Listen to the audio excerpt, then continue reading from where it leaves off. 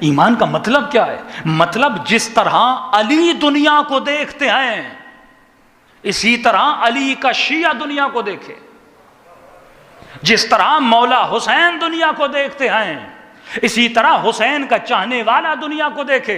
اگر میں دنیا کو ایسے ہی دیکھ رہا ہوں جیسے شمر دیکھ رہا تھا، میں دنیا کو ایسے ہی دیکھ رہا ہوں جیسے یزید دیکھ رہا تھا، پھر میری نگاہ میں اور اس کی نگاہ میں فرق نہیں ہے۔ جب نگاہ بدلتی ہے تو انسان کا عمل بدلتا ہے۔ دیکھیے کیوں ایسے واقعات آپ کے سامنے آتے ہیں کہ فلاں مسجد میں الیاذ باللہ ایک مولوی نے مثلاً بدکاری کرتی، پھر یورپ سے خبر آتی ہے فلاں چرچ میں ان کے پادری نے بچوں کے ساتھ بدفعلی کر دی۔ ریسنٹلی ایک واقعہ میں نے پڑھا، ایک ڈاکٹر جس کا کام ہے لوگوں کا علاج کرانا، خواتین کی ڈیلیوری کرتے وقت ان کے ساتھ بدکاریاں کر رہا تھا۔ یہاں فرق مسلم اور کافر ختم ہو چکا ہے، کیونکہ انسان کو پتا ہی نہیں میں دنیا میں آیا کیوں، اسے پتا ہی نہیں میری خلقت کا مقصد کیا ہے، کیونکہ اسے یہ علم نہیں کہ انسان کیا ہے۔ یہ کائنات کو اسی نگاہ میں اسی ترازو میں تول رہا ہے جس طرح کافر تولتا ہے۔ پھر تمہارا شمار بھی قیامت میں کافروں کے ساتھ ہوگا اگر تمہاری نگاہیں کافروں والی ہیں۔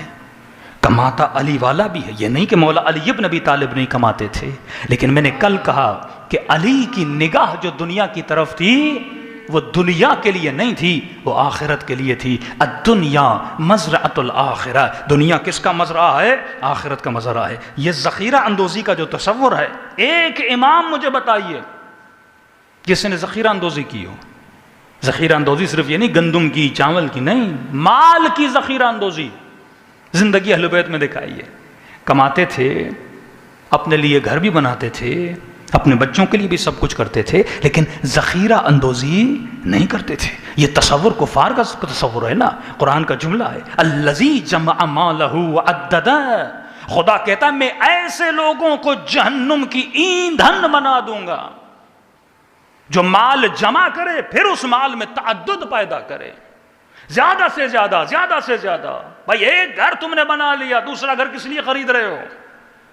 تعدد مال، تعدد مال، یہ نگاہ کفر کی نگاہ ہے۔ کفر کی نگاہ کیا ہے؟ کفر کا نظام کیا ہے؟ اس کا تصور سیلفشنس کا تصور ہے۔ نظام اسلام سیلفشنس کا تصور نہیں ہے۔ میں نے کہا جب یہ بچہ جوان ہوتا ہے، اگر اس کے ذہن میں انسان کی تعریف ہی صحیح نہیں ہے، اس کے ایکشنز غلط چلے جائیں گے۔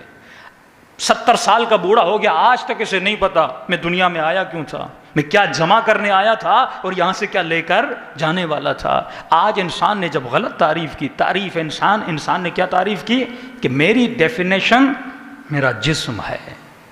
جب میں نے تعریف یہ کر دی، آج پوچھا جائے کہ آپ کون ہو، آپ کیا ہو، تو انسان کہتا ہے، انگریز نے یہی تعریف کی کہ میں جسم ہوں۔ اب جب میں جسم ہوں تو 60 سال ساری محنتیں کس کے لیے ہیں؟ جسم کے لیے ہیں۔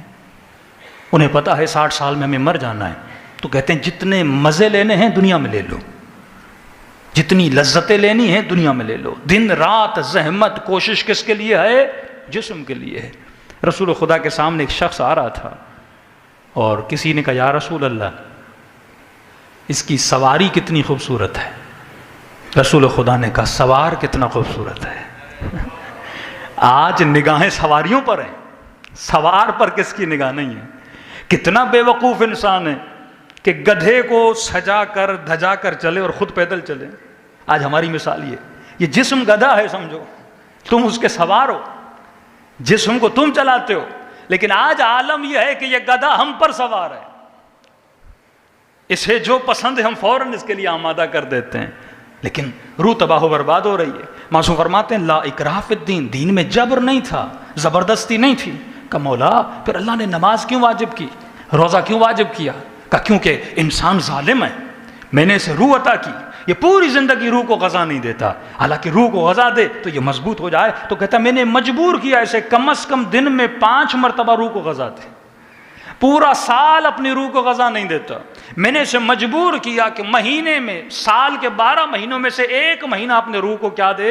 غذا دے. اگر غذا نہ دے یہ تباہ و برباد ہو جائے گا، اس کی زندگی سے سکون نکل جائے گا اور ہمیشہ عدم سکون کی زندگی گزارے گا. کیوں آپ کو کربلا میں کربلا والوں کے وجود میں سکون نظر آتا ہے؟